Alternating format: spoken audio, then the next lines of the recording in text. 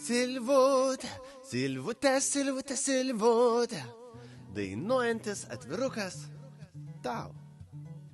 Sveikinam jubiliejaus proga!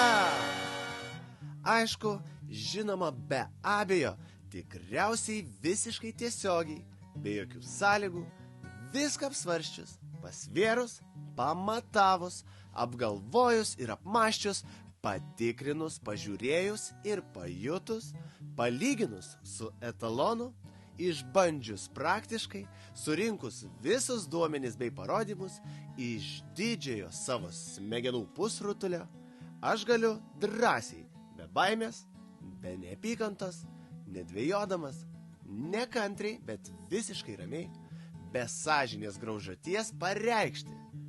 Tu nuostabus žmogus!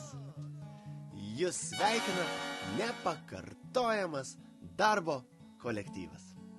Jums dainuoja Anatolijus. O tai!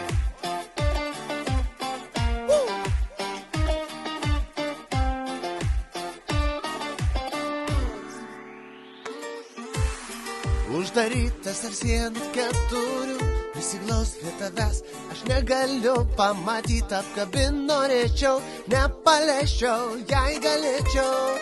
Parašysiu iš tau gražias eilės, dabar pasakosiu, kaip ilgiuos tavęs, suvirpėjęs gitaros stygos, sudainuosiu dainą ypatingą. Silvutė, pasiilgau tavęs truputį, noriu su tavimi pabūti, į akis tau pažiūrėti, karštai mylėti mažutę. Pasiilgau tavęs truputį, noriu su tavimi pabūti, į akis tau pažiūrėti, karštai mylėti. Sveikinam!